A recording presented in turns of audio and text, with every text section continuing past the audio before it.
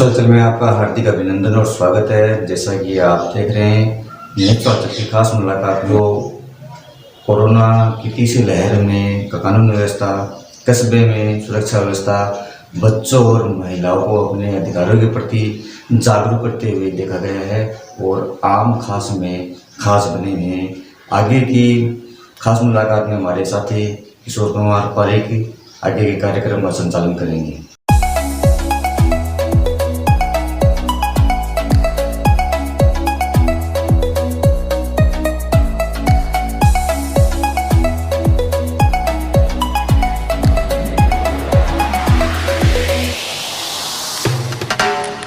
पर आपका स्वागत है। मैं हूं किशोर पारेख और हमारे साथ आज खास मेहमान नेचुआ की प्रथम महिला थानाधिकारी विमला जी बुडानिया। आइए आज हम चर्चा करते हैं किस तरह उन्होंने अपने शपथ को प्राप्त किया, किस तरह अपने पद को प्राप्त किया। आइए उनसे कुछ सवाल करते हैं जो जनता जानना चाहती है, जो लोग जानना चाहते हैं।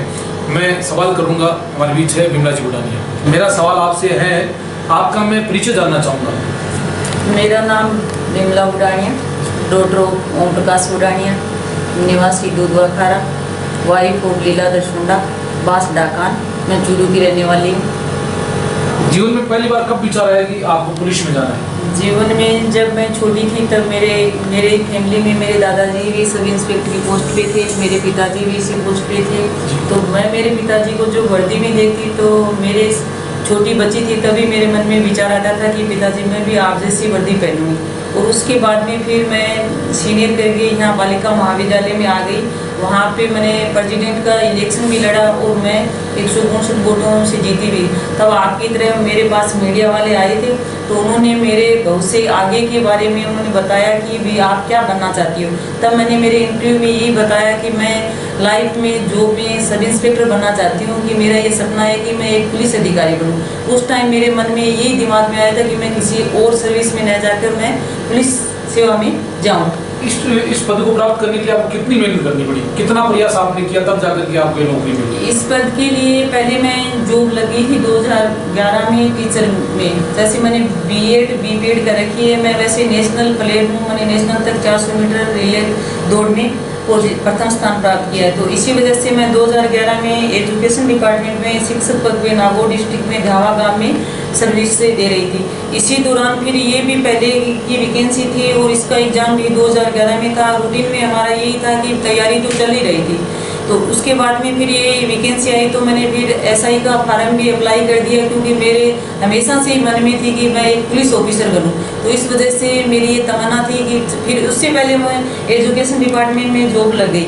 तो इस दौरान मुझे इस सर्विस में जाने के लिए मैंने 15 दिन मैंने कोचिंग की थी हिंदी की। वो झुंझुनू में घनश्याम जी शर्मा सर थे उसके पास।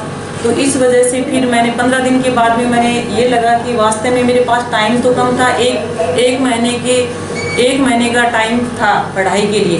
तो इसके बाद में फिर मैंने यहाँ कोचिंग की और मुझे कॉन्फिडेंस हो गया था। उस टाइम इसकी पोस्ट भी कम थी, 335 पोस्ट थी। तो फिर मैं मेरे घर वालों को कहती कि एक पोस्ट तो मेरे लिए है। तो मैं अपने आप में कॉन्फिडेंस ये महसूस करती थी कि मैं वास्तव में सब इंस्पेक्टर में सेलेक्ट हो जाऊंगी। तो इसी वजह से मैंने लगभग टाइम मतलब मेरा ये जीके का जो पार्ट था तो वो पढ़ाई के दौर पे मैं शिक्षक थी तो वो रूटीन में चलता रहता, लेकिन हिंदी का जो था सिलेबस उसमें मैं टच नहीं थी। उसके बाद में मैंने 15 दिन कोचिंग की थी। 15 दिन के बाद में मतलब मेरे पास एसआई के एग्ज़ाम के लिए महीना 1.5 महीना था। तो मुझे शुरुआत में ऐसा महसूस हुआ कि मैं वास्तव में वैकेंसियाँ कम है राजस्थान में और मैं ये एग्ज़ाम फाइट नहीं कर पाऊँगी। तो फिर मैंने मेरे हस्बैंड को बताया कि वे वैकेंसी कम है, पोस्ट भी कम है और मेरी हिंदी की तैयारी भी कम है।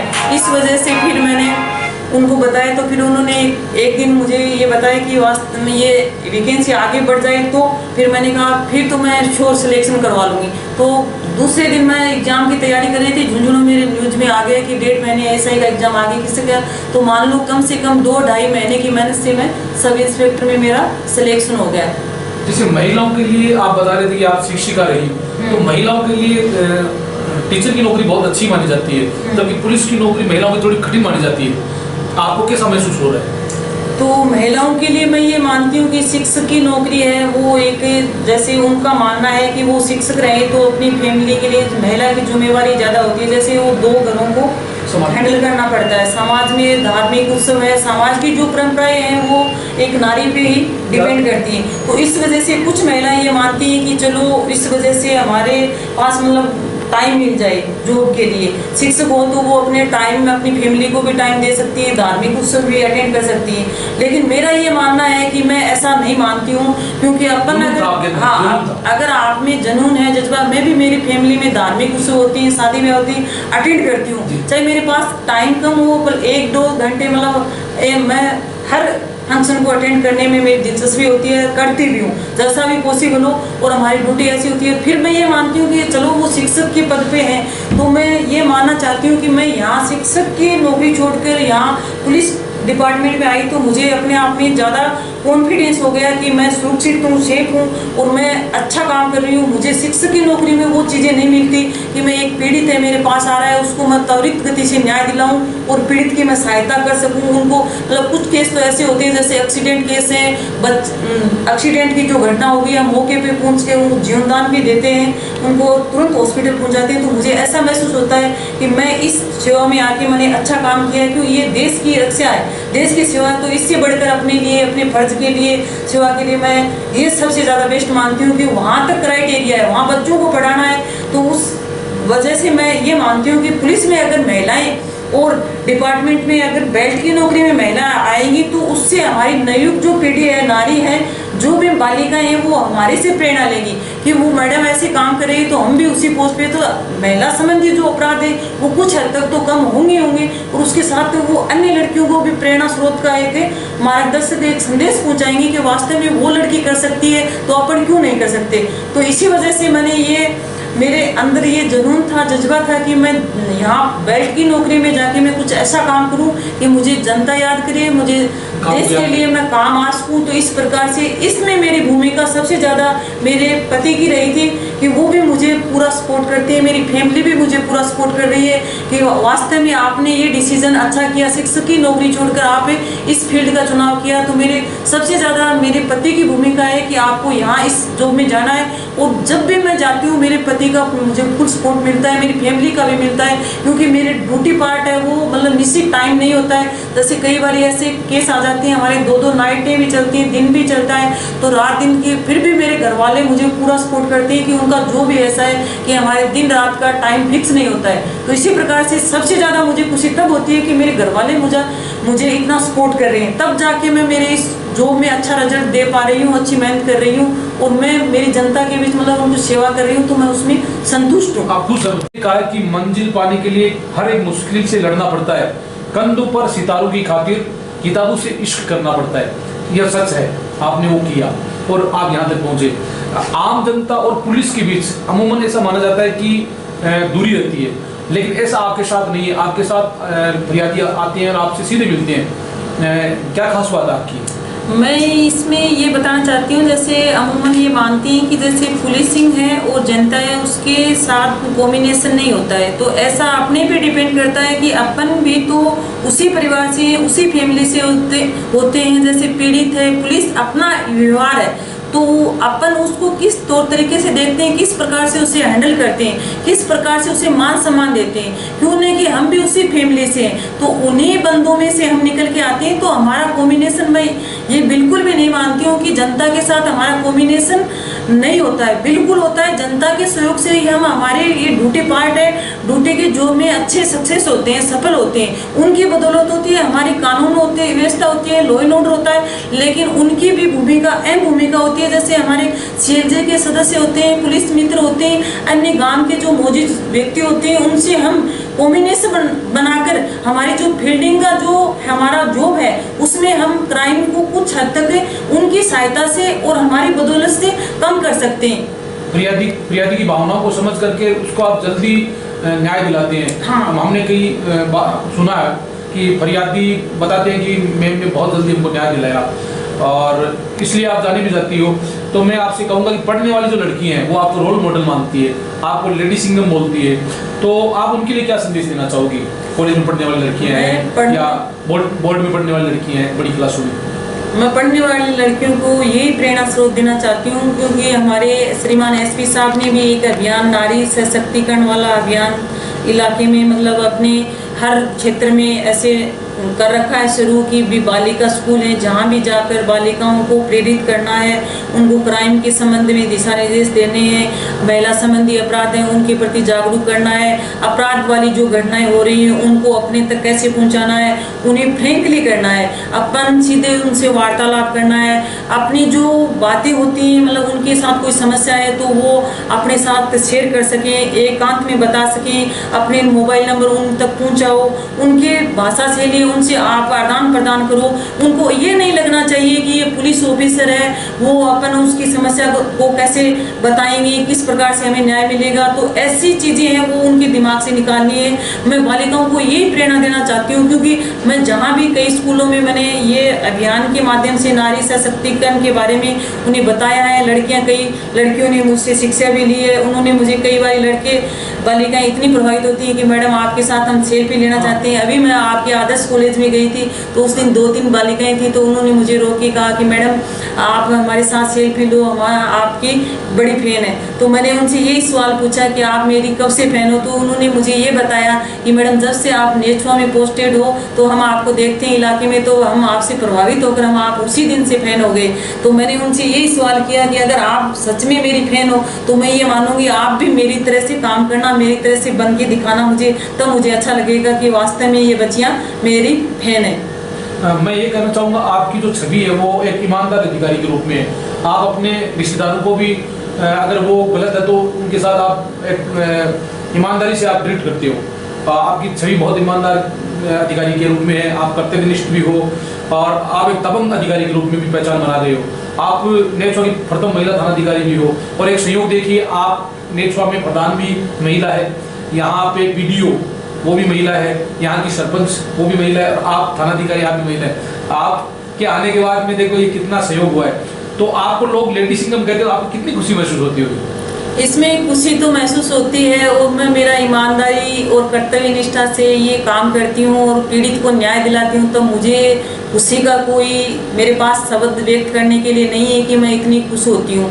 और इसी संदर्भ में मैं ये कहना चाहती हूँ कि जैसे लोग अपना काम देखेंगे, काम की तारीफ करेंगे, तो ये मेरी भावना है कि जैसे मेरे पास कोई पीड़ित ही आएगा, अगर उसकी समस्या होगी तभी आएगा, नहीं किसी के पास टाइम नहीं है। मैं अच्छे से उनसे व्यवहार करती हूँ, शालीनता के साथ सुनती हूँ, उनको समझाती हूँ, उसके बाद में उनकी जो समस्या होती है उसी प्रकार से जो क्राइम किस श्रेणी का क्राइम है, किस प्रकार से है, उसी तौर तरीके से मैं अपराधी तक पहुँचती हूँ और उनको हैंडल भी करती हूँ। क्राइम किस बेस का है उसी हिसाब से मेरी कार्यशैली है कि क्राइम बंदे ने किस प्रकार किया है, बंदे की पीछे का फीडबैक कैसा है, कितने मुकदमे हैं, इसी प्रकार से त्वरित काम करके मैं उसे न्याय दिलाती हूँ। तो वो वापस आके मुझे धन्यवाद भी देते हैं कि मैडम आपने अच्छा काम किया। तो फिर मेरे लिए ये खुशी का ठिकाना नहीं रहता है कि मैं उनको ये बोलती हूँ कि मैंने अच्छा काम नहीं, मैंने ड्यूटी का फर्ज निभाया, ये तो मेरी ड्यूटी थी।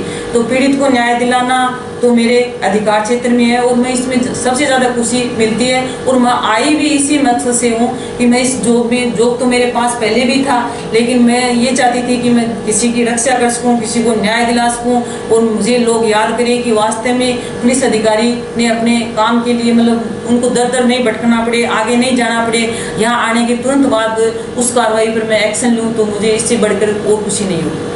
जैसे आपके आने के बाद आप जहाँ भी जाते हो, जिस थाने में जाते हो, वहाँ के जितने भी जो पेंडिंग मामले हैं वो जल्दी से जल्दी आप निपटाते हो और इस वजह से आप नेचुआ थाना जो है वो पूरे जिले में टॉप रहा। तो इसके लिए हम पहले तो आपको बधाई देना चाहेंगे। तो ये क्या खासियत है आपकी कि आप इतना जल्दी कैसे कर लेते हैं? ये तो अपनी मेहनत पे डिपेंड करता है। पुलिस जॉब एक ऐसा जॉब है, वो चैलेंजिंग जॉब है। हर दिन नए चैलेंजिंग हमें देखने को मिलते हैं, मिलते भी हैं, फील्ड वर्क करते हैं, तो उसमें अपने पे डिपेंड करता है। अगर एक पुलिस अधिकारी ईमानदारी से और मेहनत से, सबसे ज़्यादा मेहनत काम करती है, अगर अपन मेहनत से काम करते हैं और अपने में ये है कि हमें ये काम करना है, तो मैं ये मानती हूँ कि ये पॉसिबल है कि उसमें अपन सफल हो जाएंगे। अपनी मेहनत उसके पीछे है और इसके साथ साथ ही अपने पास जैसे कोई परिवादी आया, अपने पास पुराना मुकदमा है, तो अपन उस पर अमल करें, उस पर मंथन करें कि इसका निस्तारण हम किस प्रकार से कर सकते हैं, कौन सा बेसिक पॉइंट अपन ध्यान में रखें, किस प्रकार से अपन पीछे का क्राइम रिपोर्ट देखें, कौन मुलजिम है वो अभी फरार है, वो अभी हमारी गिरफ्तार नहीं हो पाया, तो अपन उस पर एक्शन लेंगे, उसके अंदर तय तक जाएंगे तो निश्चित रूप से सफल हो पाएंगे। क्योंकि मैं जब नेछुआ में आई तब एक 21 साल पुराना अभियोग था, तो वहाँ 21 साल का जो पेंडिंग मुकदमा था तो वो मैंने आके निपटाया था। मैंने उसके जी जान से मैं उसके पीछे लग गई और 15-20 दिन में मैं उस मिशन में कामयाब भी हो गई। तो ये अपने पे डिपेंड करता है, जैसे पीड़ित आता है वो न्याय के लिए आता है, अगर अपन पेंडिंग में रखेंगे तो वो भी बेचारा परेशान होगा, उसके नई परेशानी भी आएंगी। तो अपन को काम करना है, काम समय पर करें तो इस प्रकार से अपना भी अच्छा होगा। और इसके साथ साथ ही मेरी ये है कि आपने मुझे से पूछा कि आप 24 थानों में 1 नंबर पर पेंडिंग मुकदमा निस्तारण में प्रथम रहे, तो मेरे जो टीम वर्क है वो भी मेरा पूरा सहयोग दिया। मैंने उसे हर टाइम उनकी मीटिंग लेके उन्हें मोटिवेट किया, उन्हें जो भी पत्रावलियाँ दी गई उसके बारे में मैंने हमेशा 2 या 5 दिन में उनके बारे में पूछा गया, कहाँ दिक्कत आ रही है, क्या वजह है, तो मैं आपकी हर संभव सहायता करूँगी। मैं उनको ये नहीं मानती कि आप मेरे अधीन कर्मचारी हो, तो हम एक पुलिस परिवार की तरह आपस में मिलजुल कर काम करते हैं। मैंने उनको ये बता दिया कि भी आपको जो पत्रावली में प्रॉब्लम आ रही है तो आप कभी भी मेरे पास आ सकते हो, 24 घंटे अपने पास रहते हैं, तो वो कभी भी डिस्कस कर सकते हैं। आपकी जो समस्या है वो मेरी समस्या है। तो इसी प्रकार से हमने मिलजुल कर काम करके हमारे थाने को 1 नंबर पर लाने में मेरी टीम वर्क का भी मेरे को बहुत अच्छा सहयोग मिला। क्योंकि टीम वर्क अच्छा होगा, जैसे राजा अच्छा होगा तो प्रजा अपने आप अच्छी होगी। तो इसी की बदौलत मानती हूँ मैं, मेरी बदौलत नहीं मानती हूँ, क्योंकि मेरे जो अधीन काम करने वाले जो कर्मचारी थे उन्होंने जी तोड़ के मेहनत की, तभी इस वजह से अपने नेछुआ थाने की पेंडेंसी विस्तार में अपन प्रथम स्थान पे रहे। आपकी पूरी टीम को हमारी ओर से बहुत बहुत बधाई। किसी ने कहा कि रात को आंखों में नींद नहीं, ना दिल में करार, ये मोहब्बत नहीं पुलिस की नौकरी है यार। सच में आपकी 24 घंटे ड्यूटी रहती है। आप एक नारी होने के नाते नारियों के लिए क्या संदेश देना चाहेंगी नारी के लिए? मैं एक नारी होने के नाते मैं नारियों को यही संदेश देना चाहूँगी, जैसे मुझे सबसे ज़्यादा खुशी तो ये हो रही है कि मुझे आज यहाँ 7 महीने का कार्यकाल चल रहा है, ठीक है। तो मेरे आने के बाद में मुझे कई बार अपने आप ही ऐसी फीलिंग आती है जैसे 376D है, 376 के क्राइम है वो कभी आए दर्ज ही नहीं हुए, ठीक है। तो सबसे ज़्यादा मुझे ये खुशी हुई कि मेरी महिलाएं मेरे आने के बाद में जागरूक हो गई। मैंने उसे प्रेरित किया, मैंने उसे, मैं जहाँ भी मिलती हूँ महिला संबंधी अपराध होती हैं उनके पास जाती हूँ तो मैं उनको ये कहती हूँ कि अपराध होना कोई बुरी बात नहीं, किसी के साथ हो सकता है, लेकिन आप लोगों को ध्यान में ये रखना है कि अपराध अगर सत्य है, अगर घटना हो गई आपके पास तो आप मेरे से सीधे कभी भी मिल सकते हो, कोई दिक्कत नहीं है। आपकी निष्पक्ष जाँच की जाएगी और त्वरित गति से मैं अपराधी तक पहुंच जाऊंगी। लेकिन आपको ध्यान में ये रखना है कि आपको झूठी शिकायत नहीं करनी है, क्योंकि इसमें अपनी छवि खराब होती है। जैसे झूठी कंप्लेन लेके आते हैं, अपने साथ घटना ही नहीं घटित हुई तो अपन फालतू में कोर्ट कचहरी के चक्कर लगाते हैं तो उसमें कुछ ही नहीं है, तो इसी प्रकार से अपना टाइम बर्बाद होता है। तो मैं ये मानती हूँ कि अपने नेछुआ में जो मेरी महिलाएं हैं वो मेरे आने के बाद में मुझसे प्रेरणा लिए, प्रेरित हुई है, तभी जाके महिला संबंधी अपराध है वो मैं कंट्रोल कर पाई हूँ। और उनको महिला संबंधी अपराधों के बारे में मैंने उनको बताया भी है, जिनके साथ जो घटना हो रही है, पीड़ित है, कई पतियों से पीड़ित हैं, कई पति शराब प्रवृत्ति के हैं, तो मेरे को आप बता सकते हो, आपके फोन पे ही मैं टीम को भेजती हूँ, कार्रवाई करती हूँ, लेके आती हूँ उनके खिलाफ, उनको समझाती हूँ। फिर वो महिलाएं भी आती है मेरे पास कि मैडम अब तो इन्होंने शराब छोड़ दी, हमारी गृहस्थी अच्छी चल रही है। तो उनके तौर तरीके अपने अच्छे हैं कि उनकी गृहस्थी भी नहीं उजड़े, उनको समझा, इससे भी हम हैंडल करते हैं कि पति पत्नी का रिश्ता है। तो इसी प्रकार से महिला संबंधी अपराध को मैं कुछ हद तक कम करने का प्रयास कर रही हूँ और मुझे सफलता भी इस मिशन में होती जा रही दिन प्रतिदिन। तो मेरे लिए तो एक खुशी की बात है कि मैं यहाँ नेछुआ में एक महिला ऑफिसर लगी हुई हूँ और मेरी महिलाएं सुरक्षित हैं, तो इससे बढ़कर मेरे लिए ज़्यादा खुशी और क्या होगी। ये भी सच भी है। आपके आने के बाद वास्तव में अपराध कम हुए हैं और आपके अधीनस्थ कर्मचारियों से हमने बात भी की, उन्होंने बताया कि मैडम जो है अपराधी को डरा के नहीं समझाती है। क्या ये सत्य है?